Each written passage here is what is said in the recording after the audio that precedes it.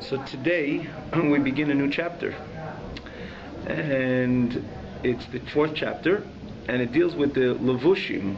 Levushim is the garments of the neshama.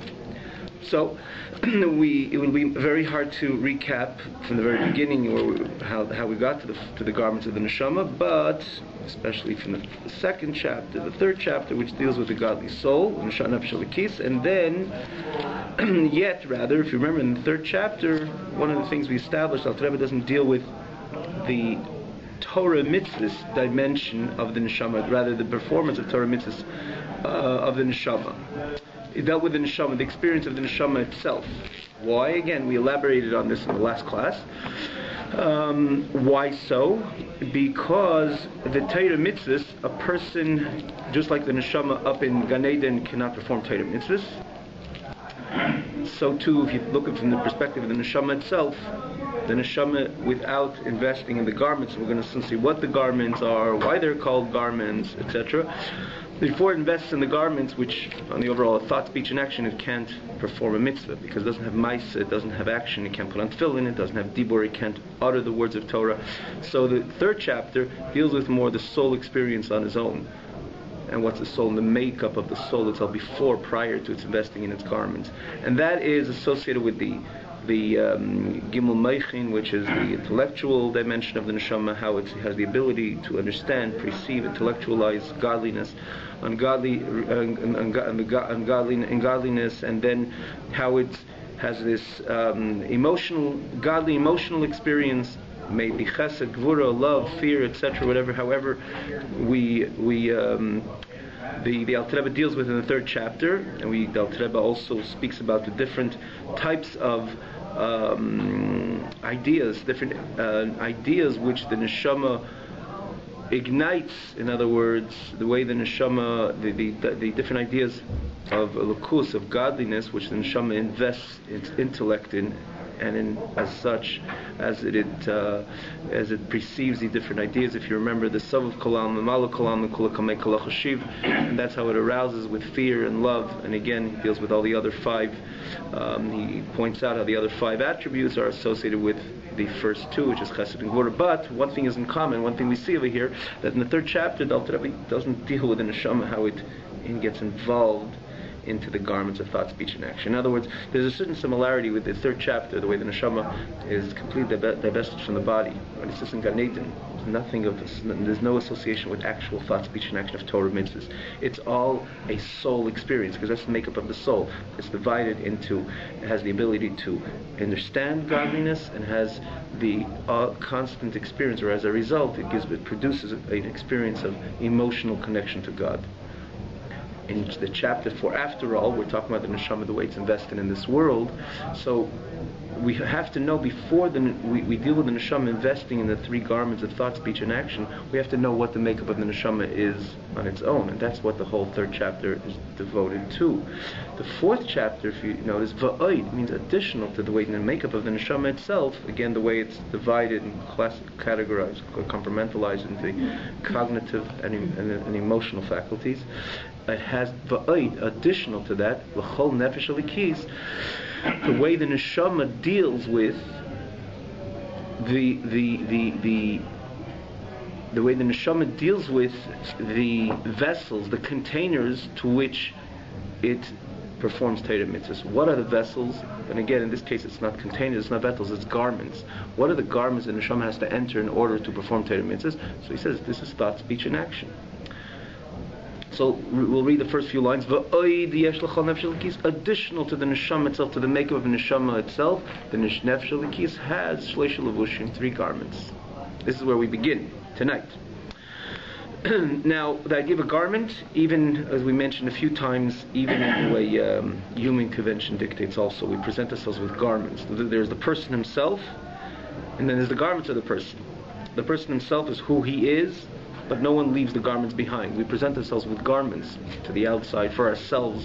Garments contribute to the person's self-esteem, makes him feel good, look good, and then the way we interact with the outside as well. Similarly, the neshama also has garments. What are the garments of the neshama? Thought, speech, and action.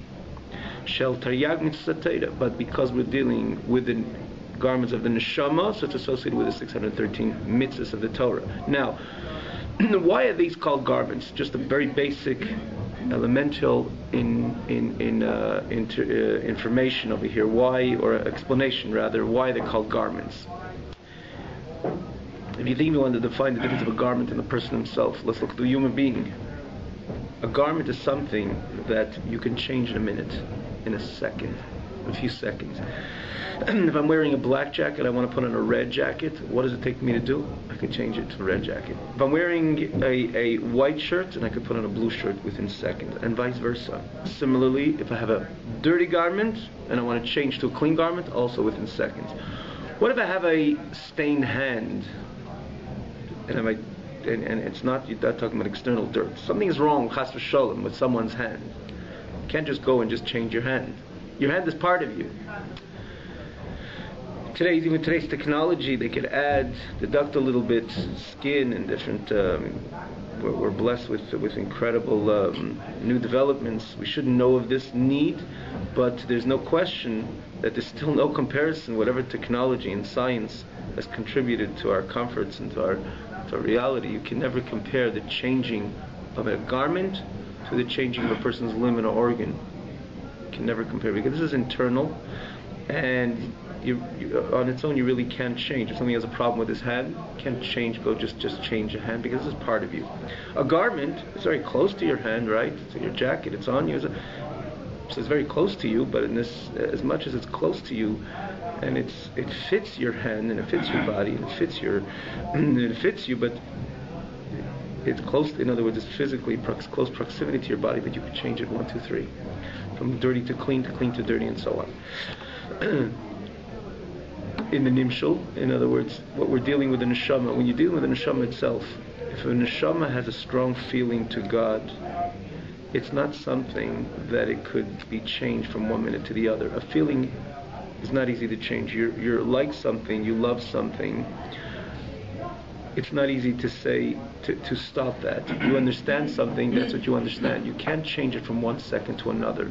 You have a feeling to something, it could fade away, it could come back, it could strengthen itself, it could be weaker, but it's not easy that you can't just go ahead and change it. Similarly, feeling of fear. If you fear something, you really usually always fear it if it's something worthwhile to fear. If you're talking about the context of God, and again, when you speak about God, it's not fearing like from something scary. It's more in the context of reverence, right? Hashem.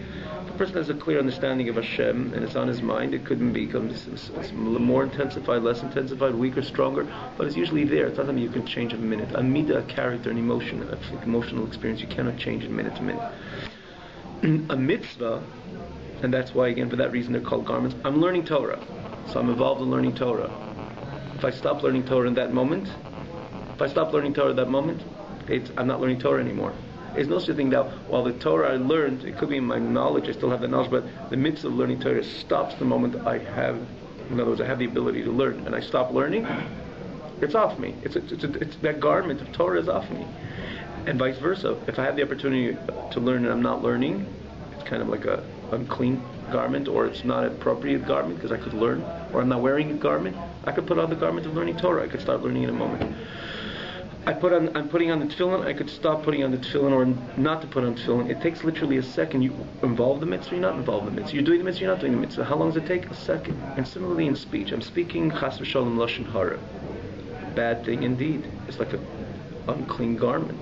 It's a stained garment. It's worse than a stained garment. It's associated with speech, associated with sin. For me to change that, in other words, to change that dirty shirt into a clean shirt, how long does it take me to stop speaking lashon hara and start speaking lashon tov? In other words, good, productive words. 1 second. It takes 1 second for me to change. And chas v'sholom the other way around. Someone's saying words of kedusha to say chas v'sholom words of, and similarly when thought. When I'm speaking something positive, which I'm allowed to think, I'm permitted to think,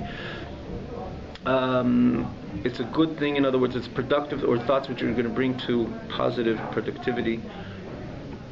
That's a good thing. For chas v'sholom to change to something which is inappropriate to think, which we know thought plays a strong role in our avodas Hashem.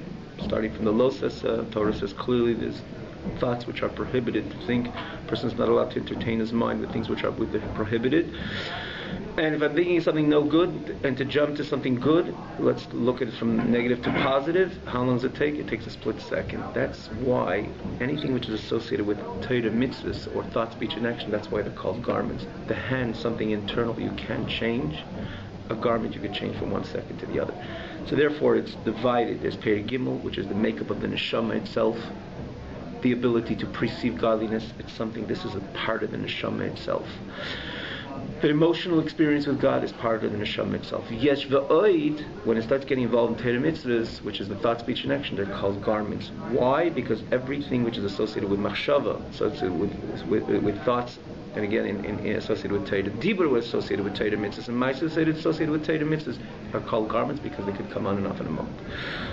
So that's the basic explanation why they're called garments. There's other explanation, but we'll keep with this because this is something which it's a clear-cut explanation. And something internal, an internal organ, you cannot. It's not something which you can change. Not something you can move around. And something external, like a garment, you can. So this is also another. And now there's a neshama. Is this an important part of the neshama? Would you say it's just external because it's just a garment? We're going to soon see they're not external at all. For that matter, the garment, in a sense, has a certain advantage and virtue even over the neshama. We will find out. We cannot apply it to men because it's an example to the parable we will give. We gave before, because no one is going to ever say that the garments of a person are more valuable than the person itself. One thing we do see, in other words, someone loses his garments, he's still alive. It's not a normal life, it's a shameful life and so on, but he could, someone gives him garments, he could right away put it on and live a normal life and interact with society and so on. But in the context of the neshama, we're going to soon see how the garments of the neshama, because it's connected to Torah mitzvahs, and only through the garments of the person can connect to Torah mitzvahs, they have a greater advantage of the neshama itself from a certain perspective and point of view. Because ultimately, what is Torah? When you say that neshama gets involved with Torah, Torah is practically God. You know, we're just coming from Shavuos. Anoch, Anochi, Hashem Alekech. Hashem says, I myself. Anon Nafshik Savas Yos. Anochi is an acronym of Aleph Nun Chof Yud. Hashem says, I place myself in the Torah. You open a Mishnah, you learn the Mishnah. That is the closest connection a person can get to God. Even more than Gan Eden. More than the highest levels of Gan Eden, because it says there they have Nen and Miziv Ashchin. I'm just saying a few points which he's going to point out later, not to elaborate much, but in Gan Eden they only benefit from the ray of the Shekhinah, not the Shekhinah itself, not the divine presence, not the essence of God. The essence of God is not a piece of Gemara, a Mishnah, Tanya, Torah. Similarly, the mitzvah. When one connects to God, when it puts on tefillin, mitzvah is called connection. He's connecting himself to the essence of God. So because a person cannot connect to Torah mitzvahs, not engage in the learning of Torah, and not engage in the performance of mitzvahs without his garments, so here there's a certain virtue and advantage of the garments of the neshama itself. Similar like the neshama in Gan Eden is lofty and the nice, the most pleasurable experiences the neshama has in Gan Eden. The neshama does not get closer. The only way the neshama can get close to or become one with the essence of God is only when it invests in the body, because only by the body can it perform Torah mitzvahs. So similarly, when you're dealing with the neshama, even the neshama down here, the neshama itself in chapter 3, it's a very pleasurable experience. One could really go through all these different insights which the Alter Rebbe explains us and really develop a true fear and love to Him. We're talking about a true fear and love to Hashem. It's an incredible experience. But the neshama's involvement in Torah mitzvahs is only via these garments. So again, in the parable, the garments definitely contribute to man's ability to interact with society. It brings him esteem. We quoted the Gemara, I think, the other day. Rabbi Yochanan called his maneh, which means his garments, he called mechabdusa. He called it, they add honor to me. A person dresses well, he feels good. It brings him a lot of esteem, maybe even honor. It definitely contributes, but you don't see the absolute virtue of garments over the person himself. The person himself is the healthy person. That's the main thing. In here, in this context, because only via the garments that the person engaged in Torah mitzvahs, is a certain advantage of the garments, even the neshama. So he says, this is the garments, machshava divrei ma'aseh, of the Torah mitzvah Torah. Shekesha odem mekayim b'ma'aseh. So here it breaks it down. He says, shekesha odem mekayim b'ma'aseh, called mitzvahs ma'aseh, is when he fulfills with his power, the neshama power of action. all the mitzvahs associated with action, ubedibur, and with speech, and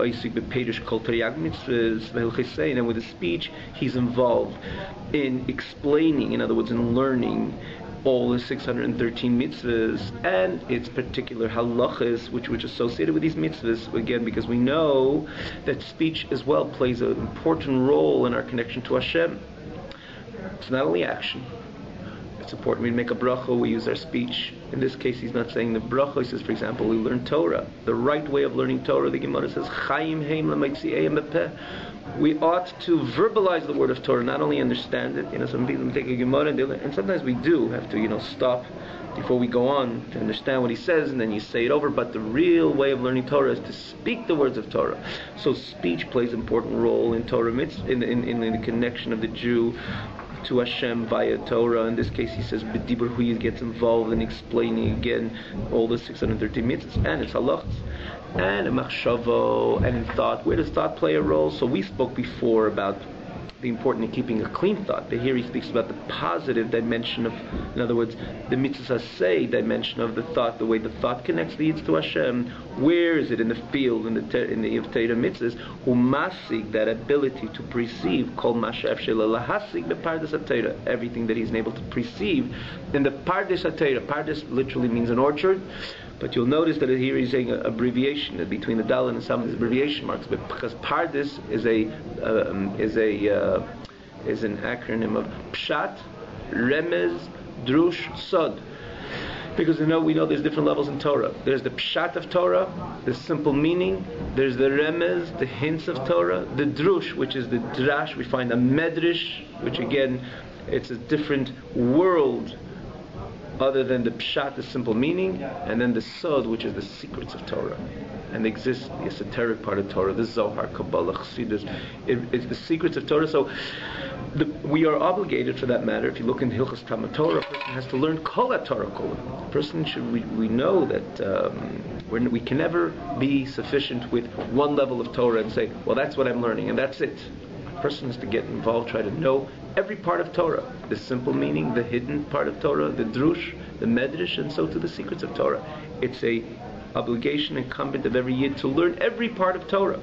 So when he speaks about the machshava, the thought process, the perception of the neshama, the way it perceives, it connects rather to God through its ability to perceive, to think, he right away encompasses all levels of Torah, the pardes haTorah, in the orchard, meaning in all the pshat, the remez, the drush of Torah, the drush of Torah. He doesn't omit in none of them, because again, it's incumbent of every yid when he learns Torah to perceive every level of Torah. So again, when you're dealing with the machshava, where does thought, as one of the garments of the neshama, play a role in its connection to Torah, to God, via Torah mitzvahs? The ability to perceive the Torah, in other words, to perceive the understand, have an understanding of Torah, because we know that's a very important part of Torah. To open a Gemara and just read through the Gemara without understanding what you're saying, you're not really learning. Not really. There's no mitzvah. You're not keep fulfilling the mitzvah of learning Gemara when you open a Gemara and you don't know what it says, or you open a Chumash, you don't know what it says. But we see Gemara, many people just have their quotas, which is a good thing naturally. Very important thing for that matter. Look how many people are learning Torah because of the shiurim, their quotas. But if you think about the Torah on its own, the mitzvah of learning Torah is to understand Torah. It's not just to read it, to go through another page. The mitzvah of learning Torah, to the extent that a person opens up a Gemara and he read from top to bottom and he didn't understand what he was saying, he does not fulfill the mitzvah of learning Torah. Did you know that? Mitzvah person doesn't learn. He could learn a whole page, and he read it rather, without knowing what it says. Looks good, but he doesn't fulfill the mitzvah. The only exception, the Gemara says, it's brought in halacha, that the only exception that a person could fulfill the mitzvah without knowing what he's saying, his Torah should be ksav, is the written Torah. Where do we see it? When someone gets an aliyah, he says Baruch Hu Hashem Avayich. He says Baruch Hashem Ata Hashem Elokeinu. He makes a bracha on the Torah, and not necessarily many people don't understand when you get on aliyah the portion of the Torah, what you're reading. How could you make a bracha on that? The answer is because there is halachically an exception to the written Torah, that even though you lo yoda my kamer, even though you don't know what you're saying, you could still make a bracha on the written Torah. But in the oral Torah, starting from the Mishnah, Gemara, if you don't know what you're reading, you're not allowed to make a bracha on that because you're not fulfilling the mitzvah.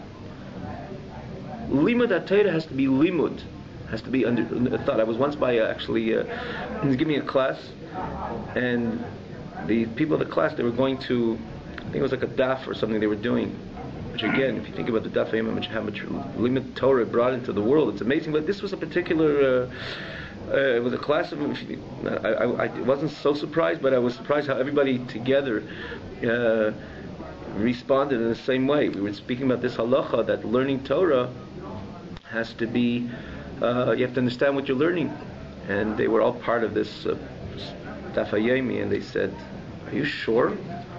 And two of them, 2 out of 4, they said. And the other 2 also, they were pretty honest. The others said, "We don't, most of the stuff we learn, we don't understand." So we follow, we don't understand. You mean to say we're not doing the mitzvah? I said, first of all, you're doing maybe a mitzvah that you're sitting in a place where people are learning Torah and you're not out in the street and they're doing trouble. But so it's important, the Gemara says that a person doesn't do an Aveda, is already doing a mitzvah. That's one thing. But you're dealing with the mitzvah of learning Torah, there's no mitzvah to read Gemara. There's a mitzvah, in other words, to the mitzvah of Limud HaTorah, you don't get 50% of it if you just read it and you don't understand what you're saying. Learning ought to be learning. You have to understand what you're saying. So therefore, again, to the exception of Teresh Biksav, it was kind of news to them, but this is the halacha across the board. Learning Teresh Bapeh, you're not allowed to make a Gemara if you're not, a bracha on Teresh Bapeh if you don't understand what you're learning, because limud is limud. That's why limud means studying, learning has to be understanding. You have to understand what you're learning. Therefore, it's not only when the Alter Rebbe deals with the 3 garments, it's not only the dibur, which is the speech, he says machshava, because one has to understand everything. In other words, every part of Torah which he learns, he has to understand. So machshava plays an important role in our connection to Hashem via Torah mitzvahs, and in this case in the learning Torah. So we spoke about before that where machshava, thought plays a role on the negative side. Many means on the negative associated with the Torah is divided, mitzvah is divided with the positive mitzvahs and the negative mitzvahs. Negative mitzvahs are things we're not allowed to do. So when you think about machshava, we said before that there's certain things the Torah prohibits us. And Torah says certain things you're not allowed entertaining your mind with. You have to be careful to keep a clean mind. So this is on the negative side. In other words, you're not allowed speaking lashon hara. You're not allowed doing any action which is inappropriate. So those are the machshava, the biru ma'isa, which thought, speech, and action, which one has to be careful with to make sure they're clean. In this case, the Alter Rebbe speaks in the positive, in the mitzvah say, doing a mitzvah, speaking words of Torah, and thought. There is a mitzvah to understand Torah. In that way, I take the garment of thought and I invest it in understanding a piece of Gemara, or that the Alter Rebbe is careful, because we mention this again. I will mention this again. A person has to learn kol Torah kol. You cannot say I'm remaining with a particular part of Torah. Look in Hilchas Talmud Torah. A person has to engage in every part of Torah. In this case, pshat, remesh, drus, sod. So the first time the Alter Rebbe introduces the mitzvah of thought, machshava, in his association with the connection with the yid through Torah, he says pardes, all 3 for pshat, remesh, drus, sod. So that's the way the person uses his thoughts in his connection to Hashem via Torah. Hare, when he does that, so klolos taryag vari nafshe meluboshim taryag mitzvah Torah. All the 613 limbs of his nefesh are invested in the 613 mitzvahs of the Torah. Now the question is, we just said 3. We just said it's investment of 3 garments. How do I invest my 3 garments? My mind, my speech, and my action. Where do we have 613 limbs investing in 613 mitzvahs? The answer is, let's go back to the example. When you're dealing with a person which he wears, he's dressed, right? A person wears a jacket. Wherever he goes, that jacket is going, that shirt is going, those gloves are going, his pants are going, whatever the person's wearing, his shoes are going. Wherever he goes, that's where they're going. There's no such a thing that says, well, because this jacket is only on part of me. So it's really just. So it's really, in other words, it's not going to move wherever I go because it's just covering a certain part of me. The answer is, where you're going, your jacket's going. And what are you? You are comprised of 613 limbs and organs. And Gidin also, the 248 limbs and organs, and then we have 368 Gidin. So because the person is comprised with these 613, so wherever he goes, wherever he maneuvers, his garments are going with him. Similarly, when the neshama invests via the three garments in his thought, speech, and action, so which part of the neshama is encompassed in the 613 mitzvahs? Every part of the neshama. Because he invested garments, again, because just like you put on your garment, the garment goes wherever you go, so too the person invests his neshama in the three garments, which is thought, speech, and action. And with this he connects the Torah mitzvahs. And how many mitzvahs are there? 613. So there's not one part of the neshama which remains out of this connection. Because if the garments, right? Garments go where you go. If the garments are invested in the 613 Torah mitzvahs in the Torah, so to every part of the neshama is invested in it. So look how much the garments contribute to the neshama. The neshama, without these three garments, machshava, dibur, ma'aseh, it has an incredible emotional attachment and experience, with a pleasurable experience, maybe intellectual experience, maybe emotional experience, everything we dealt with in the third chapter.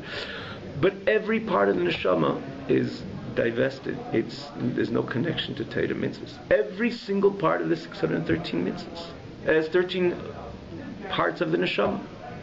Every single part of the neshama is separate from God via Torah mitzvahs. We cannot connect to God any other way other than Torah mitzvahs. So when we spoke about the neshama, for example, in the third chapter, and we say how this is. We didn't start speaking about the neshama's investment in Torah mitzvahs. It's not just like a little bit here and a little bit there. The neshama in Perek Gimel is similar to the neshama in Gan Eden. It's a wonderful experience, but nothing of it, not half of its limbs, half of its organs, half of the neshama. We're not talking about physical limbs and organs. This neshama is also divided to 613, but none of that neshama is invested into Torah mitzvahs. It's when it invests in the thought, speech, and action. So that's when it's invested in all of it, right? Wherever you go, I'm just repeating this. Wherever you go, your garments are going with you. All of the neshama, through its investment in these three garments of thought, speech, and action, the whole neshama right now is invested in Torah mitzvahs. Is that a great investment? It's a very, very, very great investment. It's a special investment. That's why it's so important that we're getting the understanding. What the Rebbe is going to say so clear. We're getting to the point, rather, how the Rebbe is going to point out that different than the person himself, in the example we gave, the garment will always remain inferior to the person. When it comes to the neshama's investment in its garments, it's a very, very great virtue for the neshama, and it takes it to a total different level, because only this way does it connect with God. So we're going to see over here a little bit, and the Rebbe is going to show us how, and break it down, how all of the neshama becomes part of this Torah mitzvahs experience via these three garments. So he says,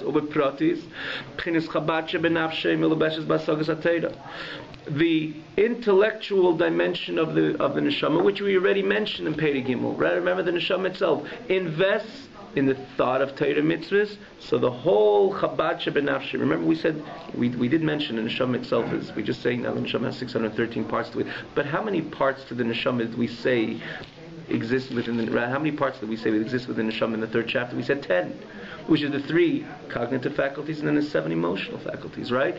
So when the person opens the Gemara and starts learning Gemara, so that Chabad, which is that intellect, until then it was intellectualizing godliness. It's wonderful. But it didn't understand the piece of Gemara yet. It didn't understand the Mishnah. It didn't understand Halacha. So it was separate from the energy which exists in Halacha. Similar again to the neshama, which is in Gan Eden. I just go back to this Gan Eden because that's the easiest example to understand. The neshama where does the neshama have a clear understanding in God? In Gan Eden or down here in this world? No comparison. Where does it touch God? Where does it connect to God? When it comes down to this world, it opens a Mishnayos or a Tanya and starts learning Torah.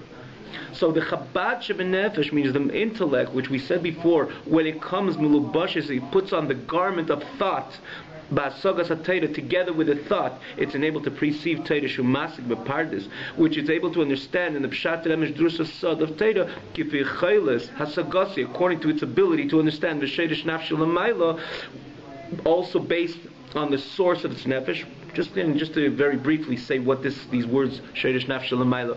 We know there was the classic examples given Beis Shammai, Beis Hillel. When you deal with an arguments in Torah, you have the house of Shammai and house of Hillel, yeshiva of Shammai, yeshiva of Hillel, and across the whole Torah they're almost arguing. Not in every halacha, but you find, when you think about an argument, the Torah b'Shammai, all the you have constant arguments in the Mishnah, right? The halacha ultimately like one. We know they're both godly opinions. It says Eilu v'Eilu divrei Elokim Chaim. They're both godly opinions, but you could only perform one. You could only actualize, implement one of them. You can't implement more than one. So we do like one, like Beis Hillel. Most of the times halacha like Beis Hillel. But if you think about it, where did this begin? These bases for their arguments, Beis Shammai, Beis Hillel. It didn't begin and it was so clearly across the board. They said like this, and we find something very, very. We find it pretty clear cut. Beis Shammai was usually machmir, and Beis Hillel was usually mekel. In other words, they said they outruled. In other words, they distanced the for example, eating or puzzle, tamei. Today, something they said it's no good. They were more severe. Or more, they're more restricted. They placed many more restrictions. Beis Hillel was matir. They said it's okay. This is okay. Usually, in other words, it's not that they argued. Many times Beis Hillel permitted, and many times Beis Shammai permitted. You see across the board, with exceptions, few times throughout Shas, that we know that Beis Hillel was machmir, and Beis Shammai was mekel, which means they were more lenient. On the overall, Beis Hillel were the ones who were lenient, and Beis Shammai were the ones who were more stringent. The question is why? Why was it so clear across the board? So it says in Chassidus, based on what it says in Kabbalah and Zayar, that the source of the neshama of Beis Shammai came or was more directed to the attribute of gvura of Hashem, of discipline, of severity, stringency. The source of this neshama Beis Hillel was associated with chesed, kindness. What's the connection? Because kindness says, give it a chance. You could elevate it. If that's that food, for example, when it comes to a piece of food, when Beis Shammai said it's not allowed to eat, Beis Hillel says you're allowed to eat, because they came for the Sheiresh and Neshama was the source of the Neshama was from Chesed, so they found within this piece of food the ability to be elevated. In other words, they demonstrated leniency, meaning we could elevate it. Matir means to say we could elevate it and we could serve Hashem with it. Beis Shammai, which they came from Gvura, which was again, Gvura is associated with discipline and being strict, they said no, you cannot find in that any way. In other words, with that you will never be able to, it cannot be elevated nor in the service of God.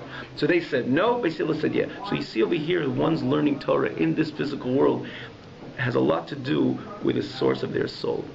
And this is just a classic example which is given all along. It's black and white. Beis Shammai, Beis Hillel. The reason why their understanding of Torah was in this manner, because Beis Shammai, because of the source of the neshama where it came from. So Alter Rebbe adds over here that if you break it down, this concept exists with every single Yid. That when he learns Torah and you find two people learning the same piece of Gemara, this one will understand it like this, this one will understand it. They're not totally different. These great differences, we see it and to the extent of Beis Shammai and Beis Hillel, but two people will learn the same things. Some will learn it like this, some like that, and they find it sometimes the same, or something more so. It says something very interesting. Something like the same Rishin, like Taisvus, the Rosh. They would write the same commentary. They would use these letters and they would use other letters, even though they're trying to convey the same idea. But yet, when you break down the letters, you can see there are actual differences in the message they want to convey based on the letters they chose. Why are they choosing these letters? Because there's association with learning the Torah we learn down here to the Sheiresh and Neshama, to the source. So the Alter Rebbe adds it over here because ultimately it does exist within every single Yid. So when we're dealing with the perception of Torah, which the Neshama perceives, it's not only kifi chelas asagasi, how much is it perceived, but also the Sheiresh nafshi l'mayla, how the source of this particular nefesh, which is learning Torah down here in this world, to what level it's connected above, and that's the way it will learn Torah. But in conclusion, we will stop over here. But in conclusion, we see over here that the Chabad Shebenefesh in Perek Gimel, it wasn't connected yet to the learning of Torah. It didn't invest itself in machshava, in a structured thought of learning Torah. So it's very lofty and very holy, and it's only intellectualizes in godly,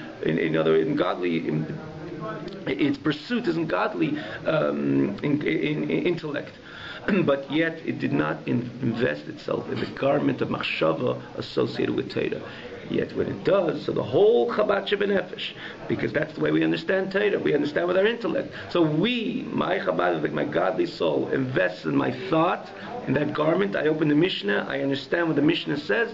At that moment, not only my garment became close to God and became one with God, but my whole neshama, which is invested in my garment, together is connected to God. So it's not only the garments of the neshama is connected to God by a Torah mitzvahs, the entire neshama. And again, we're going to say this one more time. Just like when you go, your garments are going with you. In this case, where the garments are going, in other words, when the investment via the garments, the whole neshama goes together with it. So that's what's the great virtue of the neshama, that it gets involved in the garments, and it doesn't stay away. Like someone says, what do I need a Torah? What do I need these small boxes to put on my hand? I want to be a spiritual person, and I just want to think about God, and I want to contemplate, I want to ponder of this godly reality. You think he's lying? You think he's just lazy, doesn't want to put on the tefillin? Not necessarily. Many people are so, I must say. Many people look over all of our answers and think where they can get the easy way out. But many people are serious. God is a lofty idea. Getting involved with God, it's some lofty experience. I'm emotionally attached to God. I don't have to wrap these boxes under my hand. If you think about it from a certain perspective, they have a point.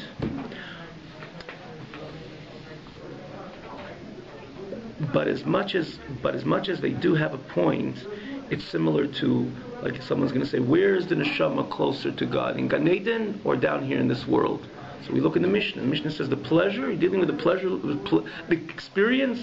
One moment in Gan Eden is greater than every pleasurable experience a person could ever imagine. An average person doesn't go through life without bumps. Everybody has their bumps, and at different times, but theoretically, let's say someone live 120 years, only a pleasurable life.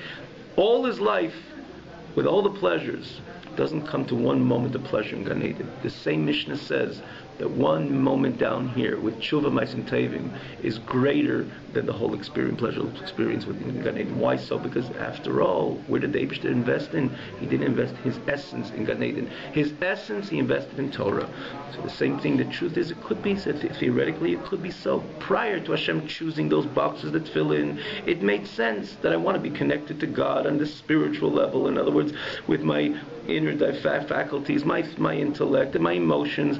These actions or the studying of the nuances of the Mishnah and the Gemara doesn't really matter to me. But once Hashem decided that He's putting His whole essence in that piece of Gemara, He's putting His whole essence in the Mishnah, and He's putting His whole essence in that parrot fill-in, in that little mezuzah, then the greatest virtue of the neshama is that it gets involved in those garments. It connects via the garments to those mitzvahs. And that's the way it connects to the essence of Hashem more than any experience it would ever experience without investing into the garments. Have a great night.